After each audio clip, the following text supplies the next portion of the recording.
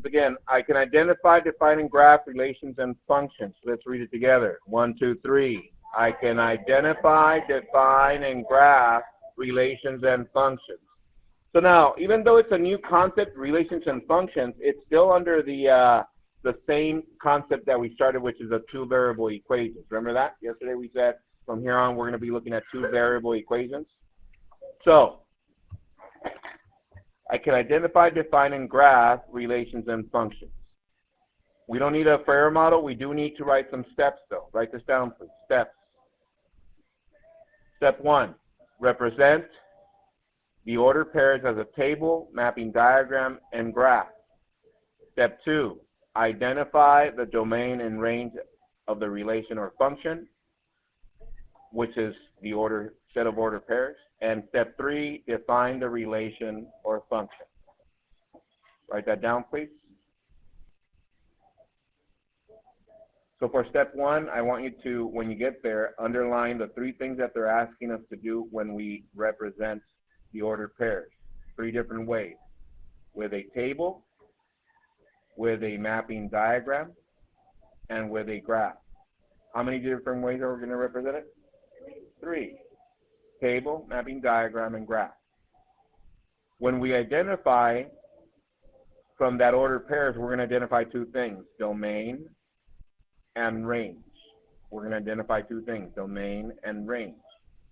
And when we define the set of ordered pairs, they can either be 2 things, either one or the other. It could either be a relation or a function. Okay? Relation or function. We'll get to that. Finish that, please. Yes, on the left side of the queue of your Cornell notes, write these vocabularies down. Relation, a collection of ordered pairs. A collection of ordered pairs. Second one, skip a line, leave a line after this. Second one, function, a relation that assigns exactly one output value for each input value. And we'll get to that in a little bit. Function, a relation that assigns exactly one output value for each input value.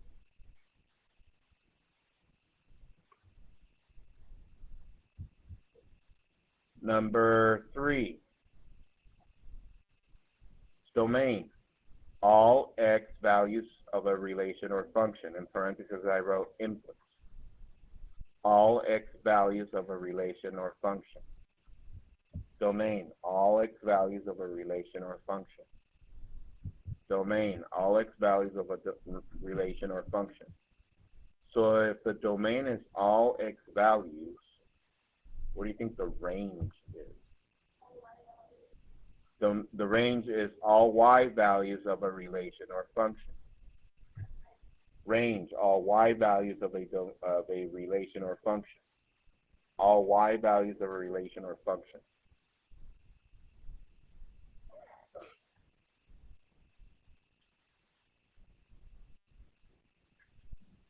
And going back to the first terminology here for the relation, I'd ask you to skip a line, write this example down, open a bracket like so, then open up parentheses, and you're going to write 1, 2, close parentheses, comma, open up parentheses, 2, 3. Close parentheses, comma, open up parentheses. How about 23, 223? Close parentheses and close bracket.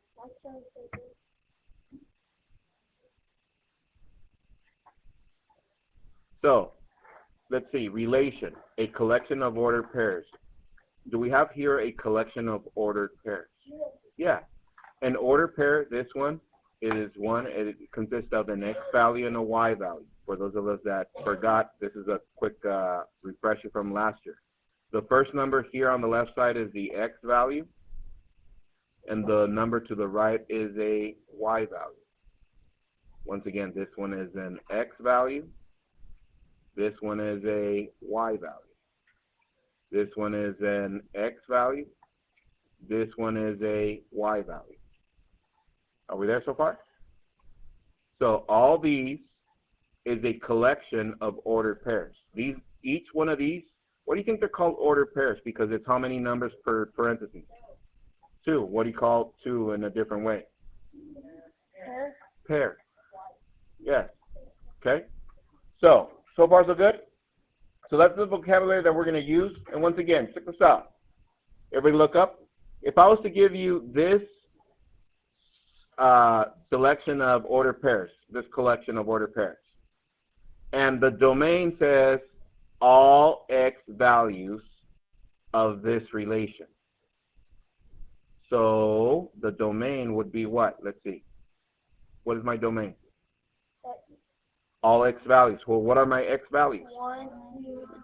1, 2, and 23. So with that said, what is my range? 2, 3, and 223. Why? Because they only want all Y values. Everybody got that? Okay. All right, so let's move on. Questions, comments, autographs? No? Okay. Okay, here we go. So, relations. I'm going to give you first the quick introduction to relations. Everybody, I already gave you, like, according to the definition, but let me give you an application here. Here we go. Hands down, eyes up here. So let's say for the Saturday Academy that's coming up December 15th,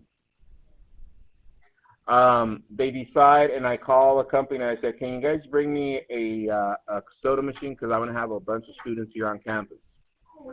So I call the company Q Fresh and they bring me the soda machine that sells the sodas for 23 cents each.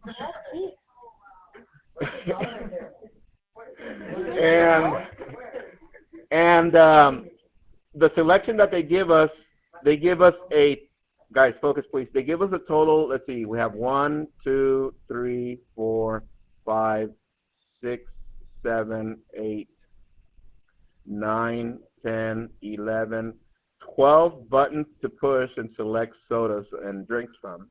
But some of them repeat. Do you guys see that? All right. So anyway, so let's say we're almost getting close to the break, and then I ask people to raise their hand if they wanted to go buy a drink. And I ask, okay, who wants to go first to go buy a drink? So then, okay, yes. So what kind of drink are you going to buy? They're gonna buy a Dr. Pepper. So check this out. In order to keep track as to how many of each are sold and so on and so forth, you know me, I relate everything to math. So therefore, I'm going to make a table. And this is going to be my X, and this is going to be my Y. My X will be the button that I push. So in order to get a Dr. Pepper, what number am I going to push? The 10. And she's going to get a Dr. Pepper. Okay. Who else is going to get a drink? Let's see. Yes. A Coke. So then Alex goes out. He presses the first button, and he's going to get a Coke. All right. Next, yes. Pepsi. So Franco goes out. He presses the fourth button, and he gets a Pepsi. Okay. Yes. Yes, there's a Brisk iced tea. So Alana presses button number 6 and gets a tea. Okay, yeah. Then Brad presses number 2, gets a Diet Coke. Okay, yes. And we go with number 5, and that's a water, an Evian. Okay, and I'll stop right there. Okay. Now check this out. Guys, focus please. Now, notice that we have a relation going because all of these are ordered pairs. Now check this out. For those of you that don't see it, all I have to do is this. Everybody look up, please. If I do this, it became an ordered pair. Do you guys see it? An X value and a Y value. Ordered pair, ordered pair, ordered pair, ordered pair, and ordered pair. Does everybody see that? So if I was to write it in a bracket form, the relation will be this. 10, comma, Dr. Pepper. So far, so good? From there, what is my next order pair? 1, comma, C. Next, what is the next one? 4, comma, T. Comma. Next order pair, 6, comma, T. Next order pair, 2, comma, D, C. And then the last one, 5, comma, H, 2, O. And all those are ordered pairs. They're all part of the same bracket. Do you guys see that? That's why it's known as a what? A relation. Any questions so far? Okay. So right now I'm going to come back to this. Give me a second. And let's go to this. Copy this down. Example 1 on the right-hand side. If it fits under your steps. If it doesn't, copy it in the back. Yes. Example 1. Right. Express the relation and then open bracket, open parentheses, 2, 3, close parentheses, comma, 4, 7, close parentheses, comma, 6, 8, close parentheses, close bracket. Now they want us to represent it how many different ways? 3. Table, graph, mapping diagram. Okay? And then at the end they want us to identify what? The domain and range, which pretty much is telling us to do what we wrote on our steps. Is that correct? Okay? All right.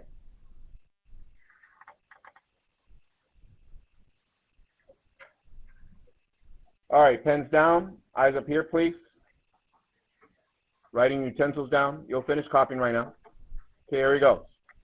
Pens down. I'm going to go through all the steps to make sure we got our process correct. Okay? So step 1, on the notes, we said represent the order pairs as a table, mapping diagram, or graph. Are they asking us to do that here? Yes. Step 2, identify the what? Domain and range. And step 3, define if it's a relation or a function. They're not asking us step 3 on this one, but we're going to do the first 2 steps. Okay? So I'm going to do them first. Don't copy anything till I ask you to. Here it goes. So how does a table, a graph, and a mapping diagram look like if they give me these 3 numbers? Well, first I'm going to sketch my table. Here it is. I have X and Y, kind of like what I did with a soda machine. Remember that? Okay, so all I have to do is one line down, one across, X, Y, and like this. The other one, to graph, I need, of course, a grid. Okay, in regards to looking at graphs now that we have 2 variables, that's why we're looking at coordinate plane. I'll give you a formal introduction later. And the last way of graphing or representing is known as a mapping diagram. It looks like this. Okay, so check this out. So before anything, the first thing I do, I take my relation that they give me and I label all my X values. And you're just paying attention. You're not writing anything down. So I label the 2, the 4, and the 6. Everybody with me so far? From there, I'm going to label my Y values, the 3, the 7, and the 8. Are we there so far? Okay? So, to fill in my table, I take the first point, and I write what? 2, 3. My second point is what? 4, 7. And my last point is 6, 8. To represent this on the graph, check this out. I'm going to graph this first point, and I'm going to graph it in blue. In blue, this one. The X value is what? 2, and the Y value is 3. So I look for 2. 2 of X is right here. This is X. Here's 2. And 3 of Y is right here. So where do they meet up? Let's see, 2, and then I go up 3, and they meet up right there, and I plot my point. The next one, I'm going to graph in green, this point right here. I need 4 of x, which is here, 7 of y, which is up here. So it's 4, 1, 2, 3, 4, 1, 2, 3, 4, 5, 6, 7, and I plot my point. And the last one, I'm going to graph in red. 6 of x is right here. 8 of y is right here. So 6, 1, 2, 3, 4, 5, 6, and then 1, 2, 3, 4, 5, 6, 7, 8. There it is. Now I need just to map it. Here it goes. I'm going to write all my x values. For x, I have 2, 4, and 6. My y values are 3, 7, and 8. And you're saying, isn't this the same, Mr. Q? No, because for the mapping, this is what I need you to do. You need to sketch an array stating the relation. Which one does the 2 belong to? The 3, so you point it to that. This one to that one, and this one to that one. Okay? So far so good. Did we do the first part? Yes. What is the last part? Write the domain and range. So for the domain, I'm going to write D, open a bracket. What are all, domain, we said that the domain is all x values. Is that correct? What are my x values? 2, 4, and 6. That's a domain. So what is my range? The y values, which is 3, 7, 8, and I'm done. I'm done with this assignment. Everybody with me? So once again, we take the ordered pairs represented as a table, graph, and mapping diagram, and at the end we identify the domain and range. Copy that, please. All right, here we go. Check this out, guys. Now, some of you are wondering, what's the difference between a table and a mapping diagram? Doesn't it look almost exactly the same? Okay, now check this out. This is the difference between this one and this one. If I was to give you a table and I gave you another order pair, everybody look up to the screen, please, pens down. And I said, add this order pair to the relation. And I said, parentheses 2, 5.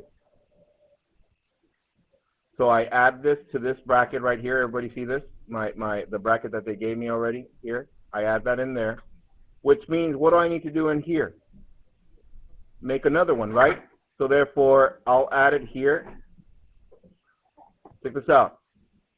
What is my x value? 2. What is my y value? 5. And I'm going to graph that in black. 2, 5 is right here. Are we there? Now check this out. Now, to write it here on the mapping diagram, this is the difference between the table and the mapping diagram.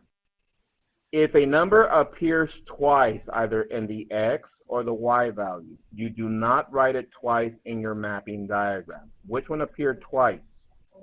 The 2. Therefore, I do not need to rewrite it. So now, check this out. But which one does not repeat and needs to be added? The 5. So check this out. I need to write a 5 here. And what is the relation? That means I need to point an arrow from 2 to what? To 5. Everybody with me? So the only one thing to remember is with a mapping diagram, if a number repeats from the relation that they give us, you don't need to write it twice, either for the x or the y. And you need to point the relation. Okay? And therefore, what is our domain here? Check this out. What is our domain? 2, 4, 6. Do I need to write the 2 again? No. What is missing on this one? I would just need to add a 5 into the domain for this one. Are we there? Okay, copy that, please. Just copy an extra point.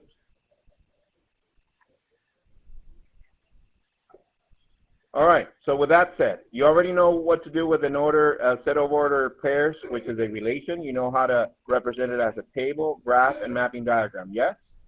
You know how to write your domain and range, yes? All right, so with that said, copy this next one down, and you do all 5 things. Not 1, 2, 3, 4, 5. Here we go. Copy this down. You don't have to copy all the words. Just make sure you write the relation, which is 1, 3, 2, 4, 3, 5. And I want you to represent it all 3 different ways: as a table, as a graph, as a mapping diagram. Identify the domain and range. If you can do that one by yourself, go. Okay, let's see. So first of all, you wrote your table, and who got 1, 2, 3 for the x values, 3, 4, 5 for the y values, okay? Your graph should look something like this. Yes? Yes. And your mapping diagram should look something like this. Yes. Domain is 1, 2, 3, and range is 3, 4, 5, okay? So, you know what to do, right? Now, that's why for the homework, check this out. On homework, it's on pages 209 to 210. You're doing numbers 3 to 10, 15, and 16. And the reason it's only, I think it's only like 9 of them. Why? Because you have to do several parts for each one. Okay? All right, guys, have a good one. Enjoy your homework. Turn in your homework on your way out. See you guys tomorrow. What?